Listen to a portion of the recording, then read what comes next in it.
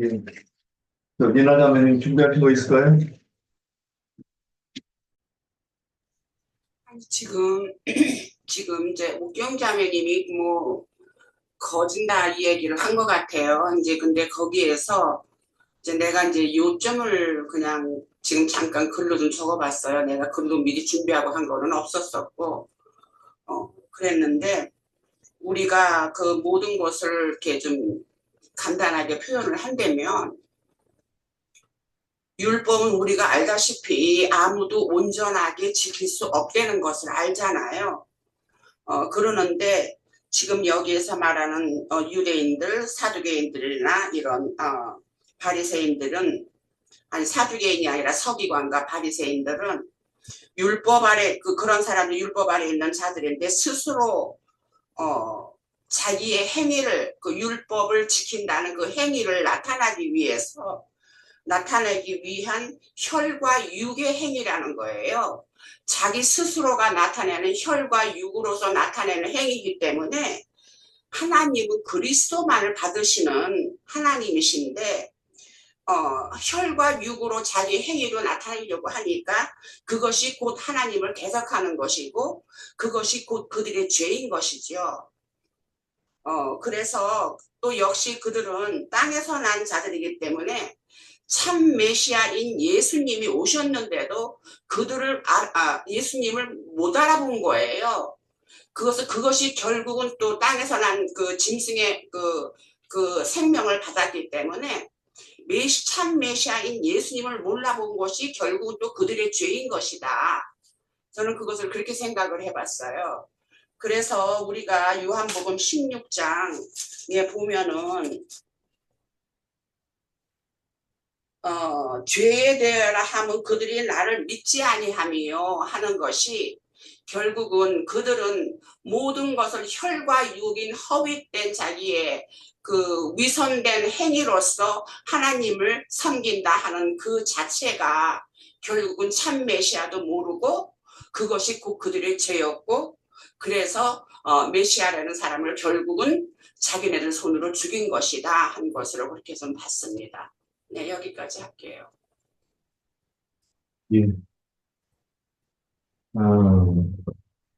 저는 먼저 이제 너희가 그들이 죽는 죄 가운데 그 사람들은 우리가 기독교가 아니어도 또는 무신론자라고 해도 죄에 대해서 많이 얘기하죠.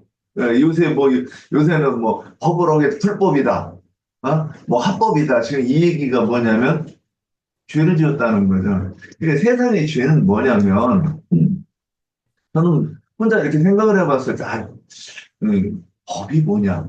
이렇게 생각을 해봤을 때, 양심의 끝자락에다가 선을 딱 그어놓고, 여기를 넘어가면, 내가 정부가 개입해서, 이거는 불법이라고, 딱 규정을 해서, 거기에 상응하는 대가를 주는 게 이 법이라는 개념으로 이해를 해요. 근데 이거는 이제 세상의 법이라는 거예요. 근데 우리가 이제 그 양심을 따라 얘기할 때는 뭐 굳이 이런 법을 얘기하지 않고 우리가 그 어떤 그 가늠을 했다. 법이 아니어도 우리가 법을 모르는 사람도 죄다, 도둑질했다, 죄다, 그죠? 살인하면 죄다 이런 개념이 있어요. 그래서 종교에 입각하지 않은 사람도 양심의 법을 따라서 죄냐 아니냐 이런 개념이 있단 말이죠. 그죠? 그래서 이 양심은 하나님 계시면서 중간다 그랬어요. 그 하나님이 그 선이라고 하는 어떤 그 선과 악이라고 하는 이 개념을 이제 하나님에 의해서 성립이 되는 거죠. 그래서 하나님이 죄라 그러면 죄가 되고 하나님이 선이라고 하면 선이 되는 부분이 있어요. 일단 이런 부분을 이제 먼저 정리를 해놓고 그런데 세상에서 우리가 간음을 하나 도둑질 하나 살인하나 이런 것들은 뭐냐면 표상이란 말이에요. 이건 그러니까 하나님의 그러니까 영적이라고 얘기하는 부분, 그죠? 그 부분을 설명하기 위해서 표상으로 이렇게 물질 세계를 만들어 놨단 말이에요. 하나님도 하나님도 영이시고 우리도 만약에 영이라고 한다고 하면 간음이나 살인이나 도둑질을 어떻게 설명하겠어요? 그러니까 물질 세계 이런 세계가 있어야 영적인 세계에서도 그게 설명이 가능하다. 이 얘기를 먼저 합니다. 그 다음에 그래서 이제 이사야서 1장 10절로 15절 한번 찾아봅시다. 직접 찾아봐야 돼요. 이사야서 1장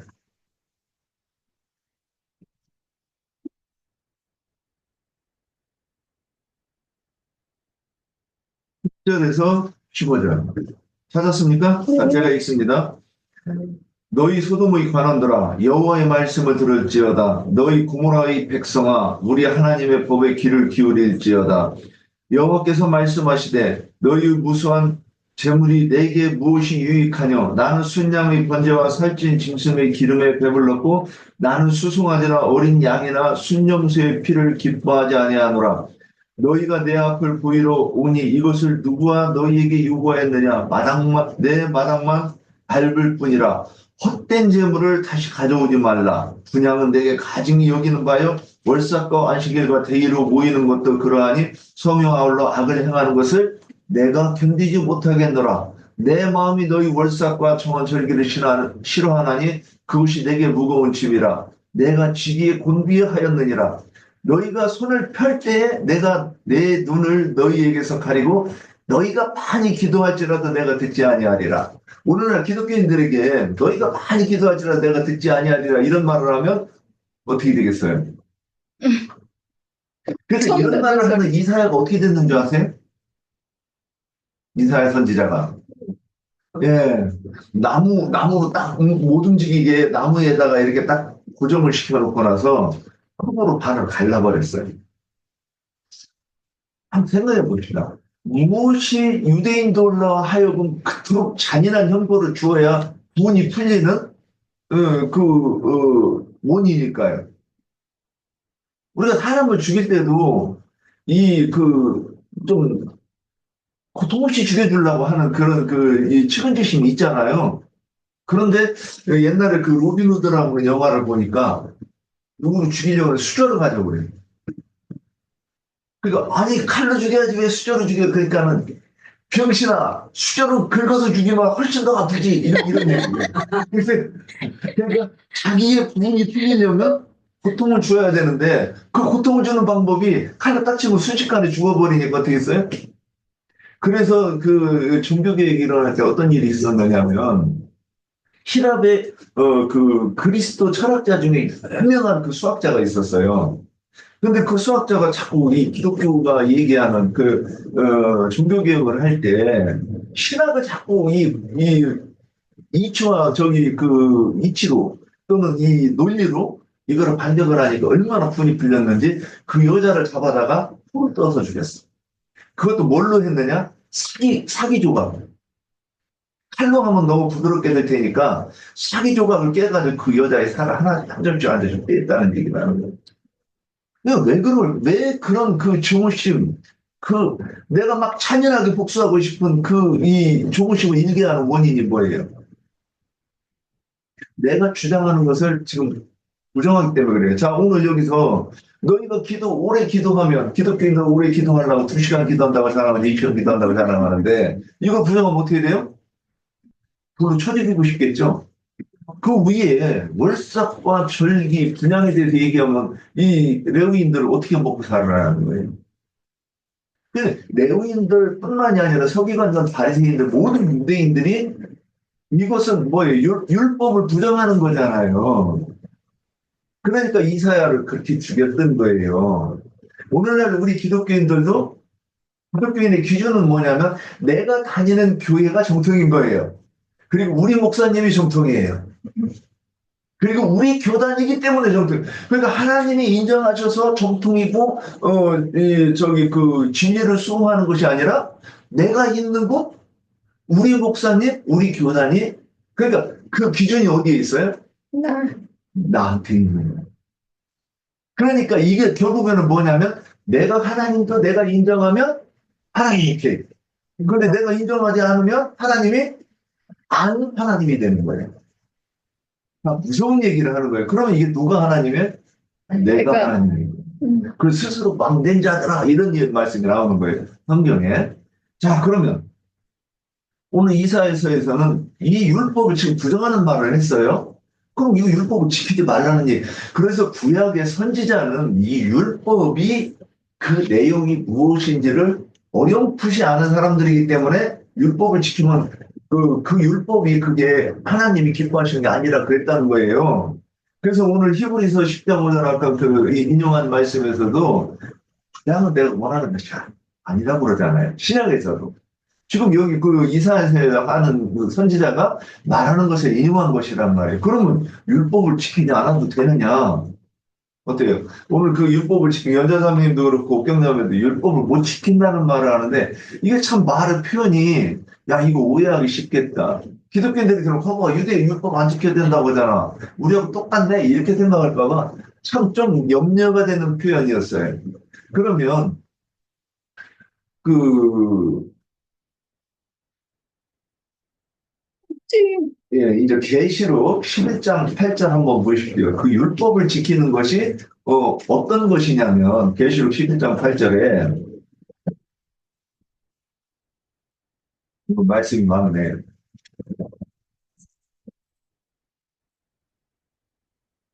자, 그들의 시체가 큰 성 길에 있으리니 그 성은 영적으로 하면 소돔이라고도 하고 애굽이라고도 하니 곧 그들이 주께서 십자가에 못 박히신 곳이라. 그들의 시체가 뭐예요?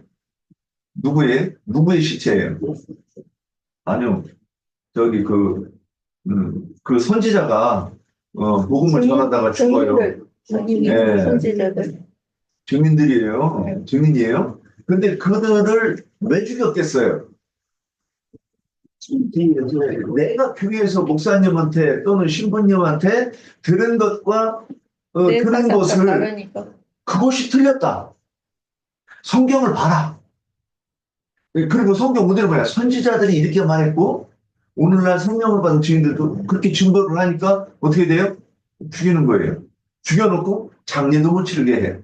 그리고 선물을 주고받는다는 거예요. 자, 이 얘기를 왜 하느냐? 그래 놓고 그 죽은 곳을 어디라고 했느냐? 잘 보세요. 영적으로 하면 응?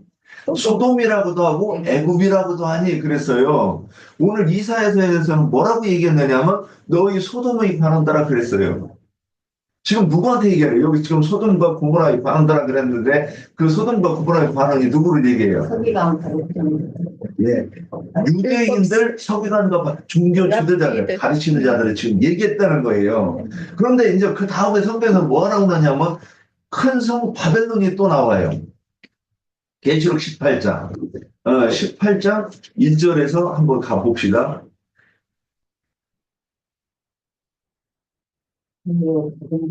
18장 1절부터요. 이 후에 예, 누가 읽어봐요? 한 사람만? 큰 소리로? 그는 원세를 가졌는데 그의 영광으로 땅이 하여지더라.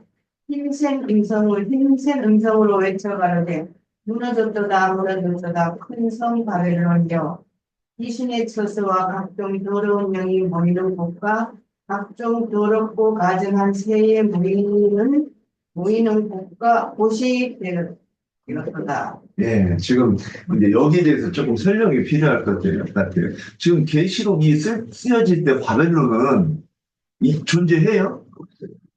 그럼 그 이전에 애굽이 있을 때도 바벨론이 존재했나요?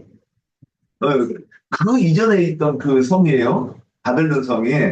그리고 이 아브라함이 하나님의 음성을 듣고 나온 곳이 어디냐면 바벨론이에요. 지역이에요. 그죠? 그러면 바벨론을 뭘로 큰 성 바벨론 이렇게 표현되어 있지만은 대표적으로 표현되는 것이 뭐예요? 바벨탑이에요. 성경에서. 지금 바벨탑이라고 하는 것은 뭐냐면 한산 큰 산으로 예비되는 장작교회를 대비해서 세상 교회를 얘기해요. 그래서 산은 자연적인 그 산이고 그 산에서 하나님을 만나는데 바벨탑을 옮기라고 그러는 건 뭐냐? 바벨탑의 재료가 뭐예요? 벽돌. 진흙으로 벽돌을 구워가지고 역청을 발라서 이 싼 거예요. 그러면 진흙 벽돌이라고 하는 거예요. 인본주의 그러니까 사람의 생각으로 신을 이해하는 신학으로 이 탑을 쌓아가지고 하나님을 만나겠다고 쌓은 것이 바벨탑이라는 뜻이에요. 그래서 이 탑은 올라갈 때 뭘로 올라가요? 층계로 올라가죠. 산에는 층계가 없죠. 그러니까 이런 것들이 그래서 내 단에 오를 때에 층계로 오르지 말라. 그러니까 모리아 산에 올라갈 때는 층계로 올라가죠. 바벨탑으로 올라갈 때는 층계를 타고 올라가야 되는. 그래서 성경에 말하는 의도가 있어요. 자, 그래 그런데 그 탑, 이제 계단이라고 그러는 것도 기억이 나왔으니까 뭔 얘기를 하느냐면 평신도. 네, 저기 또 뭐 있어요? 그 위에 우리 저기 침례교에도 옛날에 보니까 권찰, 집사, 권사, 저기 장로. 저기 안수집사. 그러니까 이제 저기서는 장로교회 감리교에서는 장로 중에서도 계단이 있어요. 나 이거 뭐라고 보는지 모르는데 장로가 뭔 장로가 있죠? 시무장로 있고 뭔 장로 있고 또 계급이 있죠. 네. 그리고 이제 목사가 있는데 이제 새끼 목사 있고 당의장 목사님이 있고 부목사. 그리고 감리 목사 하여튼 이런 그 계단이 너무 많아요. 그래서 우리가 어디 가서 얘기할 때 이제 목사님이 그러죠. 직분이 뭐요? 그러면 예, 집사입니다. 그러면 평신도구만. 이게 뭐예요? 너하고 나하고는 급이 달라 이렇게 되는 거죠. 그다음부터는 목사님은 말씀하시고 나는 들어야 되는 이 위계 질서가 정립이 되는 거예요. 층계가. 그런데 그 신약교회에서 베드로는 열두 제자 중에 기둥같이 여기는 세 제자 중에 하나예요. 야고보와 요한과 베드로. 근데 첫 번째가 베드로죠. 그런데 갈라디아서 2장에서 보면 바울이 베드로를 많은 사람들이 있는 앞에서 면책했대. 대놓고 앞에서. 그냥 뒤로 돌려서 말하는 것도 아니고 편지를 쓴 것도 아니고 앞에서 딱 대놓고 뭐라고 얘기했느냐. 너도 유대인답게 살지 못하면서 누구를 전도해가지고 전도하겠다고 막 떠벌리는 것이냐 이러면서 막 얘기를 해요. 다들 베드로가 한마디도 와야 될 줄 알아요. 우리 기독교식으로 하면 안 맞잖아요. 성경 밝은 사람이 본의를 가지고 말을 하는 것이고 또 그 성경 이 고린도전서에 보면 뭐라고 되어 있느냐면 계시가 있으면 누구든지 순서를 따라서 말할 수 있다고 이렇게 돼 있어요. 어떻게 바울만 가르치겠어요? 바울만 깨닫고. 그러니까 그런데 기독교는 이런 것을 뭐라고 얘기하느냐? 오늘 바벨론 교회라고 얘기하는 거예요. 그럼 이제 바벨론 교회는 어떤 곳이냐? 평상적으로 보면 제국은 애국, 바벨론 이 제국들은 뭐냐면 많은 나라를 정복했기 때문에 수없이 많은 민족들이 그러니까 그 왕들도 잡아오고 귀족들도 바벨론으로 잡아오는 거예요. 애국도 그렇고 로마도 그렇고. 그러면 거기에 뭐가 와요? 그들이 오면 자기들의 신을 가지고 오는 거예요. 그러면 여기가 온통 귀신의 소굴이 된다는 거예요. 각종 종교가 모이는 곳이 제국이라는 말이에요. 그런데 우리나라도 그렇고 우리 기독교에도 온갖 각종 사상들이 다 들어가는 거예요. 이 기독교에도. 그래 천주교, 기독교 모든 저기에도 이런 것들이 다 들어가는 거예요. 그래서 이것이 유일하신 참 하나님에 대한 진리의 말씀으로 가르치면 그들이 어떻게 되는 거예요? 자기 것이 부정되면 그러니까 기독교 이 장로교들이 유아 세례와 예정론을 부정하면 그건 이단이라고 이렇게 친단 말이에요. 들으려고도 안 해. 침례교는 침례를 부정하면 그러니까 장로교 안 쳐주죠. 침례교는 모든 교단은 안 쳐줘요. 침례교는 성결교는 성결에 대해서 많이 얘기를 합니다. 그러니까 이런 것들이 뭐냐면 자기들의 그러니까 각자 교리가 다른 거예요. 그래서 사실은 같은 거 아니에요. 근데 서로 인정해 준대. 교리가 다른데 말도 안 되는 거예요. 자 그러면 이렇게 각종 이렇게 자기들의 사상이 모여가지고 이 세력을 만드는 것이 기독교예요. 자 그러면 이런 곳을 뭐라고 하느냐? 바벨론이라고도 하고 애굽이라고도 하고 소돔이라고도 하고 그리고 거기에 뭐냐면 저희 주가 죽으신 곳이 어디에? 예수님이 죽으신 곳이 어디에요? 세상과 예루살렘. 예루살렘에서 죽었는데 예루살렘과 소돔과 애굽이 같은 곳이라고 얘기했잖아요. 지금은 그러면 예루살렘이 어떤 곳이라는 거예요? 예루살렘도 각종 귀신들이 모여있는 묘체계라고 지금 얘기를 하고 있다 그러면 우리는 이해를 하고 들어가야 되는 거예요. 그것을 오늘날로 오면 우리가 종교 체계에서 우상 숭배를 하는 사람들이었느냐, 유일하신 하나님을 내가 섬기는 사람이었느냐, 이 얘기를 오늘날에 적용을 해야 되는 거예요. 오늘날에 애국 없잖아요. 소돔도 없고 바벨론도 없잖아요. 근데 사도 바울은 베드로는 베드로 후서에서 뭐라 그러냐면 바벨론 교회가 예루살렘에 불안한대요. 이 얘기는 뭐냐면 바벨론이 그때 진짜 벌써 망하고 없어진 지가 수백 년이 됐는데 어쩌면 뭐 천년 가까이 되는 그 시기인데도 바벨론 교회라는 것을 인용해서 얘기했어요. 그러니까 오늘날에도 바벨론 교회가 어디는 바벨론 교회고 그리고 거기서 내 백성은 나가라 그랬다는 말이에요. 그러면 그 나와라고 하는 곳의 특징은 뭐냐? 오늘 서기관과 바리새인들이 가르친 율법에 대해서 얘기를 했어요. 그러면 율법이 이 로마서에서는 율법을 뭐라고 했어요? 선한 것이라고 했어요? 부정한 것이라고 했어요? 율법은 선한 것이라고 했어요. 율법은 한번 찾아볼까요? 내가 이거 준비 안 했는데 어디? 원래 율법은 선한 거지. 선한 거. 근데 사람들이 그게 오해를 한 거지. 어, 응. 율법을 지키려고 하는 사람들이 아픈 것이지. 베드로 로마서에 나오는데 제가 로마서. 이걸 안 찾아봐. 이거 확실히 찾아봐야 될 것 같아.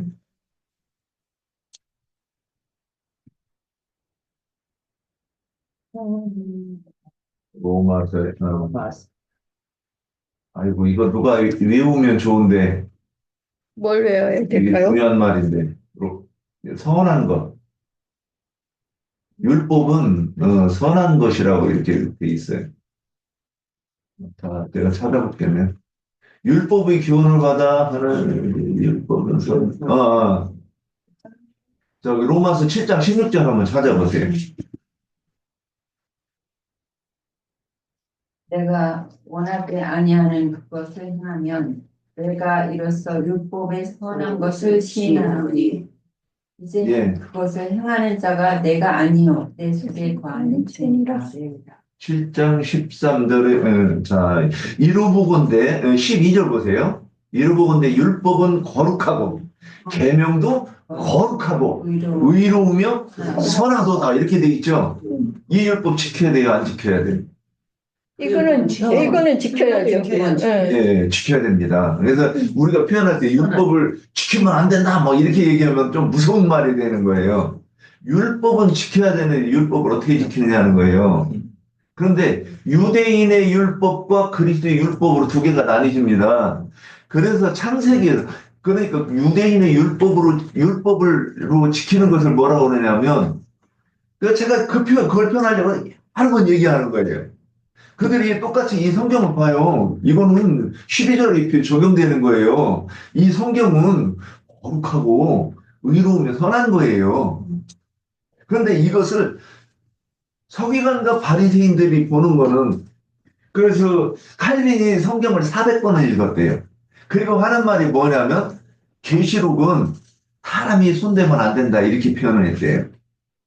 근데 우리 나영준님은 뭐 허구한 날 얘기하시는 계시록. 그러니까 이게 뭐냐면 성령의 계시를 받아서 성경을 이해하는 방법이 있고 서기관과 바리새인 그러니까 IQ가 200이 되고 300이 돼도 성경이 계시하지 않고 성경을 읽으면 어떻게 되느냐 하면 이거를 보고 문자로 본다는 거예요. 성령이 계시하고 보는 것을 그걸 뭐라고 하느냐면 성령이 계시해서 깨달은 말씀을 내가 성경이 이 율법이 이러이러한 내용입니다고 가르치면 그것을 뭐라고 하느냐 영이라 이렇게 표현합니다. 고린도후서 3장 6절 한번 봅시다. 이거 표현을 명확하게 하지 않으면 이 혼동돼서 안 돼요. 몇 장? 고린도후서 3장 6절. 그가 또한 우리를 새 언약의 일꾼이 되기를 만족하게 하셨으니 율법 전문으로 하지 아니하고 오직 영으로 함이니. 예, 여기에서 율법 조문과 오직 영으로 함이니 이렇게 두 가지를 딱 대비해 놨어요. 그러면 율법 조문으로 하는 건 뭐냐는 거죠. 문자들이. 예. 그러니까 이게 명확해야 돼. 성령이 계시가 없이 사람이 머리 좋은 사람이 수도원을 저기 사람이 접근하기 어려운 곳에 높은 바위 위나 또는 아주 사막 한가운데나 깊은 숲속에다가 이 사람들과 왕래하지 않고 오직 거기 성경만 연구를 하는 사람들이 그런 사람들이 성경을 읽고 성경이 이런 뜻이라고 만드는 게 뭐냐면 삼위일체 또는 예정론 그냥 이런 모든 그 신학들을 만들어 놨는데 그런 것들을 저번 책을 읽어보면 읽을 수조차 없어요. 이 수준이 내가 이거를 이제 우리 한문 용어로 써서 해석을 해놨는데 한문으로 안 쓴 게 아니라 한문 용어로 써서 한글로 써놨는데 철학책만큼이나 어려운 거예요. 그들이. 그러니까 엄청 수준이 높아요. 그걸 가지고 인터넷에서 막 이 대화하는 거를 들어봤는데 내가 알아들을 수 있는 말이 하나도 없더라고요. 신학 박사들 얘기하는데, 둘이 하는데. 그래서 이거를 막 이 하찮다고 여기면 이게 큰 코 다쳐요. 뭐 무시하고 막 이 천주교 교부들이 쓴 거를 무시하면 큰일 나요. 그런데 우리가 지금 이 영어로 한다고 하는 것은 뭘 얘기하느냐 그 얘기를 하는 거예요. 저기 마태복음 5장 18절 찾아봅시다. 이게 제가 늘 말하는 건데 이렇게 딱딱 집어서 얘기를 해야 이게 이해가 될 것 같아가지고 마태복음 5장 18절. 진실로 너희에게 이르노니 헌지가 없어지기 전에는 율법이 1.1획도 결코 없어지지 아니하고. 17절부터. 17절만 읽어보세요. 내가 율법이나 선지자를 폐하러 온 줄로 생각하지 말라. 폐하러 온 것이 아니요 완전하게 하려 함이라. 지금 많은 기독교인들이 율법이 회해졌다고 하죠. 또 맞췄다고 해요. 그래서 우리는 율법을 안 지켜도 돼요. 그래서 그들은 바꿔요. 막 진짜 성경의 근거도 없이 신앙생활을 하는데 목사님들이 어떤 얘기들을 하는 거를 보면 성경에서 너무 멀리 갖고 성경을 그러니까 조면으로 반박하는 내용들이 많아요. 뭐 대표적인 경우는 성경 너무 읽으면 이단에 빠진다. 구약은 몰라도 된다. 이런 말씀들.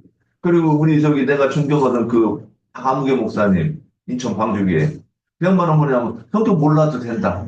한 구절을 알아도 그 한 구절을 내가 실천하기 중요하다. 이런 말들을 해요. 그럼에도 불구하고 그 목사님이 이 강론을 하면 그걸 들으면 막 힘이 나요. 막 일주일을 내가 쥐가 싸울 수 있는 능력이 생기는 것 같아. 근데 이게 그들의 본능이에요, 그게. 근데 우리는 이제 여기서 예수님 당시에 예수님을 사람들이 뭐라고 생각했어요? 율법을 폐하는 자라고 본 거예요. 안식일날 안식일날 시험을 고쳐. 예수님 눈치 보면서 좀 안식일 안 했나 고치면 어땠을까? 의도적이었을 거예요. 의도적인 게 있을 거예요. 안식일날 그런데 안식일날 또 이 성전에 가야, 이렇게 회당에 가야 사람들이 모이니까 거기 가셨는 것도 있겠지만 의도적으로 안식일에 대해서 지적하려고 그러시는 부분이 있는 거예요. 그래서 뭐라 그러냐? 내 양이 안식일에 구덩이에 빠진다는 거예요. 아니, 그 양이 누구예요? 사람들이에요. 어디 갔어요? 안식일날. 안식일날. 회당에 모이잖아요. 그러니까 그 회당이 구덩이라는 얘기를 하는 거잖아요. 거기서 뭘 들어요? 좋은 율법을 가지고 가르치는 이 신학을 배웠다는 거예요. 그럼 영으로 하는 건 뭐냐? 그래서 예수님이 뭐라고 했느냐? 내가 율법을 폐하러 온 것이 아니요 완전하게 했다 그랬어요. 그래놓고 나서 19절에 뭘 하냐면 그러므로 누구든지 이 계명에 지극히 작은 거 하나를 버리고 그같이 사람을 가르치는 자는 천국에서 지극히 작다 일컬음을 받을 것이요 누구든지 이를 행하며 가르치는 자는 천국에 크다 일컬음 받으리라. 지금 예수님이 하신 얘기잖아요. 이 성경을 지극히 작은 하나까지 다 가르치는 큰 자라고 얘기했잖아요. 그런데 그게 뭐냐면 여기 있는 게 뭐냐 율법을 얘기하는 거예요. 그 내가 편하다고 이 빼고 또 내가 필요하다고 보태면 안 되는 거예요. 근데 20절 내가 너희에게 이르노니 너희 의가 서기관과 바리새인 들보다 더 낫지 못하면 결코 천국에 들어가지 못하리라 그랬는데 이거를 배운 적 있어요? 이거보다 더 중요한 구절이 어디 있어요? 그러니까 천국에 들어가지 못하는 바리새인의 의가 뭐고 천국에 들어가는 우리의 의가 뭐냐 이렇게 얘기했을 때 서기관과 바리새인들은 율법을 그냥 문자 그대로 지키는 것을 하나님을 잘 섬기는 것이다 이렇게 가르치는 거고 우리는 어떻게 가르치느냐 예수님이 율법 완전하게 하셨어요. 그래서 살아있는 동안 이 율법을 해석했단 말이에요. 뭐로? 그래서 마태복음 21장에 마태복음 5장 21절에 보면 또 한번 보세요. 누가 읽어보세요. 내가 수도 없이 얘기한 얘기인데 살인치 말라. 누구든지 살인하면 심판을 받게 되리라. 하였다는 것은 너희가 들었으나 나는 너희에게 이르노니 형제여 노하는 자마다 심판을 받게 되고 형제를 대하여 나가라 하는 자는 공회에 잡히게 되고 미련한 놈이라 하는 자는 지옥불에 들어가게 되리라. 그러므로 예물을 제단에 드려 거기까지만요. 21절에 보면 살인의 내용이 우리가 이해하는 살인과 이 성경에 말하는 살인은 너무 틀린 얘기예요. 지금 여기에서 내용이 이거를 강론을 하면 이것도 한 2시간 해야 되는 얘기인데 거기서 형제를 미워하는데 형제도 우리가 이해하는 형제하고 틀려요. 성경에서 얘기하는 것은 예수님이 제자들을 가르치며 내 아버지의 뜻대로 하는 내 형제들을 뭐라 그랬단 말이에요. 모친과 자매를 뭐라 이렇게 얘기했단 말이에요. 그러니까 아버지의 뜻대로 하는 이 형제 예수님의 형제를 얘기한 거예요. 여기서 그 형제에 대해서 분노하는 건 뭐예요? 오늘 이사야 선지자가 불행하지 마. 그거 예레미야 선지자는 성전 앞에서 이거 성전 아니야 그러면 쳐 죽여야죠. 근데 이거를 이렇게 얘기할 때 서기관과 바리새인들은 그걸 보고 살기가 이는데 그 아주 잔인하게 죽이고 싶은 그 살기가 이는 것을 보고 뭐라고 얘기하느냐? 형제에게 노한다 이렇게 얘기한 거예요. 저거 진리를 알지 못하고 하나님도 모르는 놈이 엉뚱한 소리 하네? 그 얘기가 뭐냐면 여기서 그 살인 나가라 미련한 놈이라 하는 그 내용이란 말이에요. 그래서 살기가 막 일어나는 것을 이렇게 그 예수님이 해석한 것과 서기관과 바리새인들이 말하는 사례는 뭐냐? 우리가 이해하는 건 똑같아요. 내가 승질나서 한번 조카를 쇠몽둥이로 한번 때리고 싶었던 적이 있어요. 내가 들기까지 했어 손에. 일을 하는데 너무나도 말대꾸라니까 화가 나가지고 진짜 때릴 뻔한 적이 있어요. 근데 내 이성이 훨씬 더 나를 지배했기 때문에 훌륭한 인품이라 내가 참았습니다. 자 여러분 그러면 내가 지금 그거 살인한 죄인가요? 성경에서 말하는 건 그게 아니라는 거예요. 이렇게 예수님이 가르친 것을 요한복음 6장 40절 한 절만 더 읽고 마치겠습니다. 요한복음 6장 40절.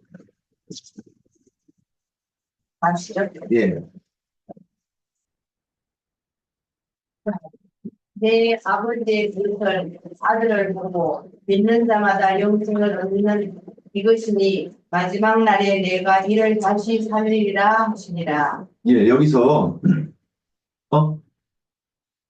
40절이 아니라 63절.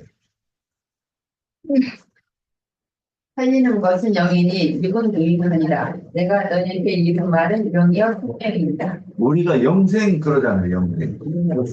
네, 영이요? 생명이라 하겠어요. 근데 영원한 생명이라는 뜻도 있지만 저는 주님의 교훈이 그러니까 주님의 인격이 내 속에 들어오면 내가 주님의 생명으로 이제 사는 존재가 되었잖아요. 그것도 영원히. 그러니까 이거를 영생이라고 이렇게 저는 이렇게 표현하는데 자 여기서 내가 너희에게 이런 말이 뭐라 그랬어요? 그러니까 예수님께서 살아서 율법을 새롭게 해석해서 가르치는 것이 그게 막 뭐냐면 영생이라고 했단 말이에요. 그러니까 우리가 지금 그 종교 체계에서는 누구나 머리 좋은 사람이 그 성경을 읽으면 아무나 큰 소리 칠 수 있는 것이 기독교예요. 그러나 기독교에서는 틀려요. 그렇게 머리 좋고 똑똑한 사도 바울이 그 짓을 하다가 자기가 잡아온 그 많은 그 신자들이 그 순교해가면서도 마지막 증언을 너 죄를 지었지 너 이거 저기 이런 이것이 너 이거 전담 아니야 그러면 그들이 자기들이 말은 영과 생명에 대해서 주님이 이 땅에서 가르쳤던 그 말씀과 똑같은 내용대로 증언하는 말씀을 계속 들었단 말이에요. 마지막에 스데반 집사가 죽으면서도 얼굴이 해같이 빛나면서 주여 이 죄를 저들에게 돌리지 마옵소서 하는 것을 보고 충격을 받았을 거 아니에요. 도대체 이게 무언가 하고 생각하는 중에 그가 이제 깨닫는 바가 있었겠죠. 그래서 반드시 성령을 받은 증인이 누군가에게 가르치는 말씀으로 인해서 내가 정결해지고 그 정결한 심령이 되어야 내가 예전에 속임론과 바리새인들한테 받은 그 말씀들이 잘못된 것이라고 깨닫는 그 순간에 그래야 그 이후에 성령께서 내 속에 오셔서 이제 말씀을 하시는 거죠. 어떻게? 계시를 주시는 거예요. 번쩍번쩍 깨닫는 거예요. 그러니까 그렇게 됐을 때 그런 말, 그것이 뭐냐면 내가 그렇게 증언하는 말, 그렇게 듣는 말이 영이고 생명이다 이렇게 표현이 돼 있어요. 그래서 영이라고 말했을 때 율법 조문으로 하는 것과 영이라고 하는 것을 이렇게 딱 대비됐을 때 이것을 명확하게 설명하는 거예요. 그래서 이것이 뭐냐면 유대인과 서기관과 바리새인들은 결국 뭐냐면 문자대로 신앙생활, 종교생활을 하는 거예요. 그건 종교생활인 거예요. 영으로 하는 것을 신앙생활이라고 우리가 이렇게 얘기했다. 오늘 이렇게 정리해 보겠습니다. 예.